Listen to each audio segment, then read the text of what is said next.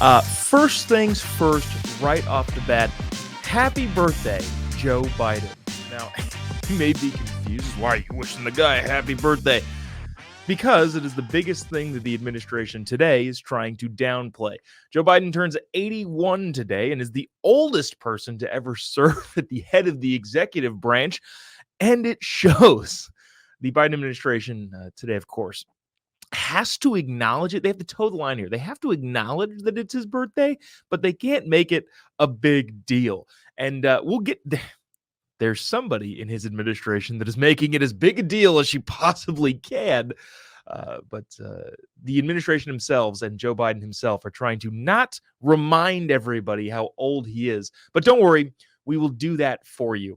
I would like to play a compilation of age notifying. No, that's not the right term. I'd like to play a compilation of clips that show you just how old the man is. Now, again, I don't want to make fun of somebody who is suffering from mental decline. It's a very sad thing that happens to all of us eventually someday, but not all of us will be the president. Actually, most of us won't be the president of the United States, the leader of the free world. So because the man is the most powerful person on planet Earth, that's why we have to highlight this stuff, even though it makes us a little uncomfortable to watch and make fun of somebody who's going through something obviously, again, not fun to go through. Watch this. The president of the United States, everyone. Happy birthday, Joe Biden.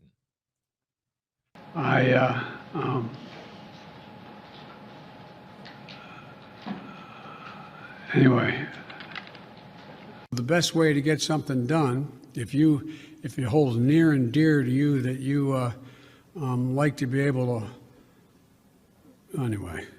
From Charlotte, another line going from in Florida down to Tampa. Of Putin's kleptocracy, yeah. And Joan Shingang, I'm going to pronounce it, Shanga, $159 billion led. America is a nation that can be defined in a single word. I was going to put the idea that Los Angeles and what am I doing here? For two reasons. One,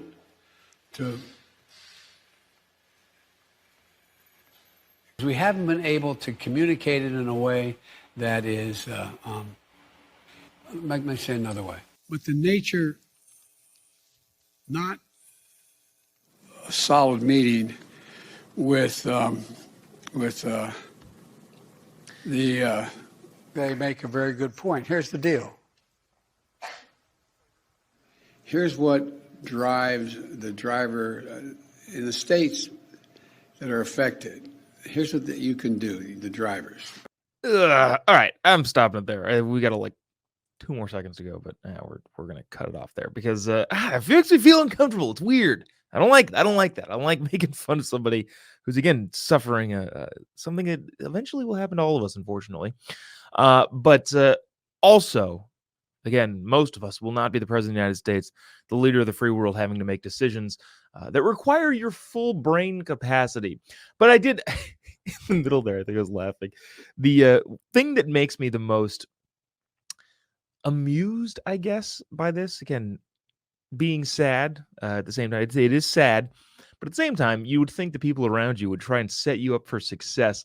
There's that clip in the middle where he was recognizing somebody. It was like Asian American Pacific Islander Recognition Day or whatever. And somebody on his staff thought that it would be a good idea to get him to try and pronounce names that he probably, a fully cognizant person, would have difficulty pronouncing.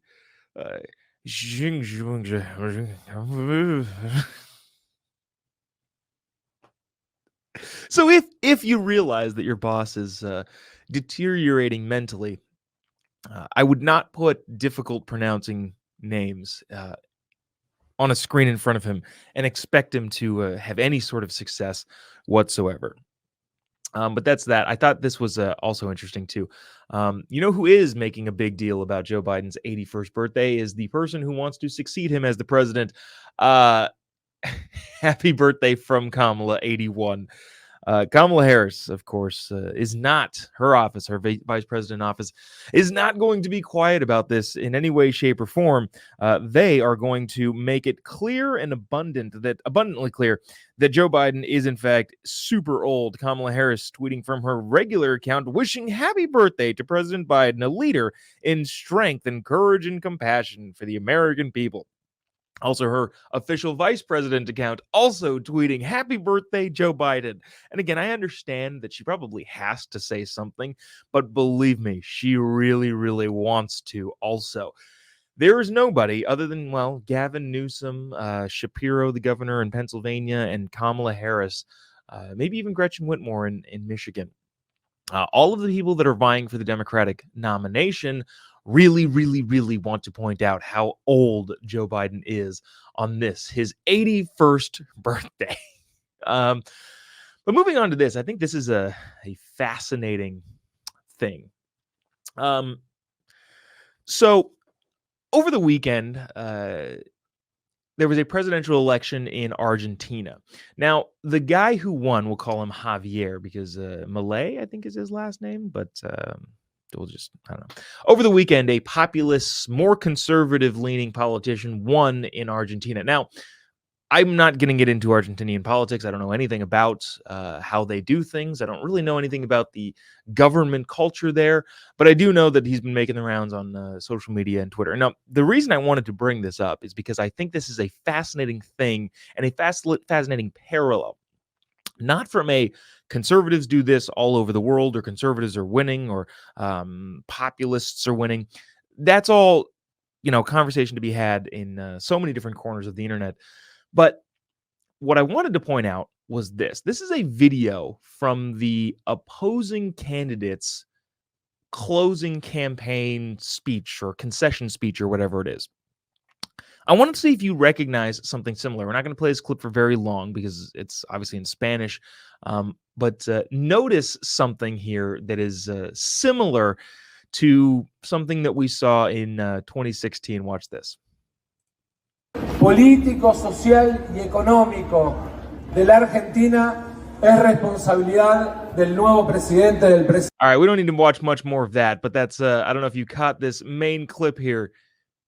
Two women, and this is just a sample of the entire audience because it pans around and it kind of takes a while to get back to people, just in tears that their candidate lost. That is a thing that I think is a parallel between American politics on the left and Argentinian politics on the left, and probably anywhere on the left. When you're so emotionally invested and making arguments from an emotional standpoint, one, I think you're going to lose ultimately, which is not good for you. Good for me, but not good for you. And two, you get wrapped up in this being like your whole identity.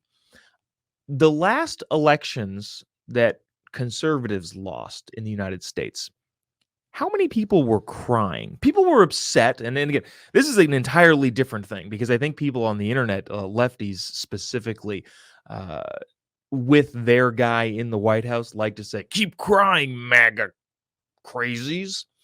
Well, nobody's actually crying. Like, people might be complaining, they might be upset, they might be mad, but nobody is in literal tears. At least that I've seen.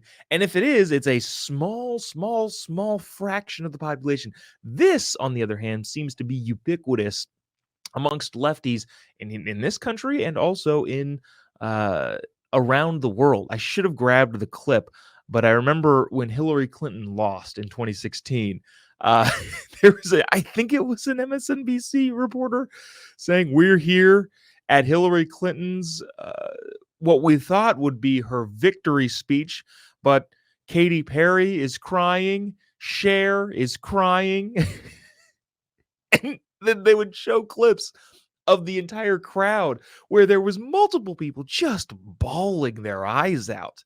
And like I said, in 2020, when Donald Trump did not win the election, and again, not not to go into that or have that debate, because we could talk about the January 6th stuff maybe in the future. But when Donald Trump did not win, I didn't see people wearing red hats in tears crying just because, oh no, our person didn't win. That's because a lot of ways, policy-wise, people are making the arguments from a logical standpoint and a rational standpoint, and not solely from an emotional standpoint. I think when you make your case based entirely on the emotions and how you feel, you're probably more likely to cry if your person loses. But if you look at the real world and how it is and make your decisions policy-wise based on rationale and logic, and you're like, dang it, we didn't win. You might be very upset about it. I've been pretty upset about things before.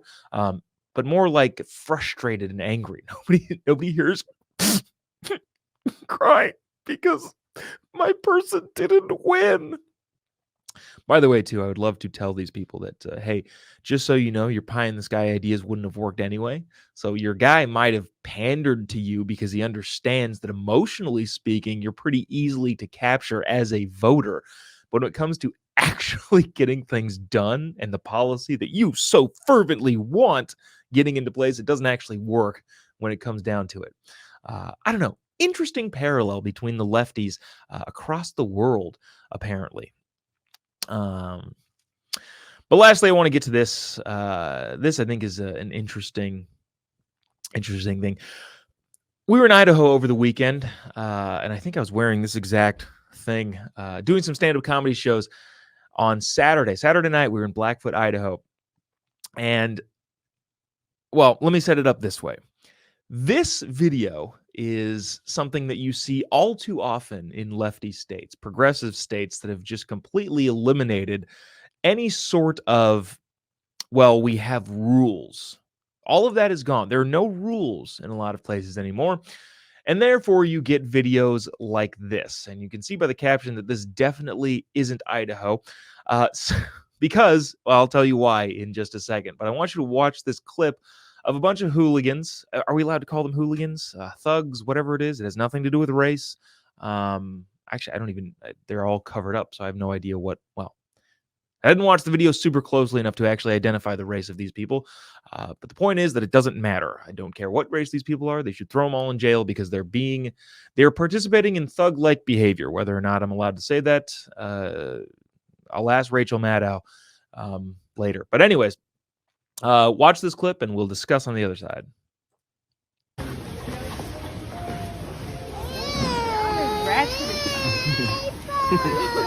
I didn't think it was gonna happen, but I was y'all all ghetto as fuck. You can't have shit over here.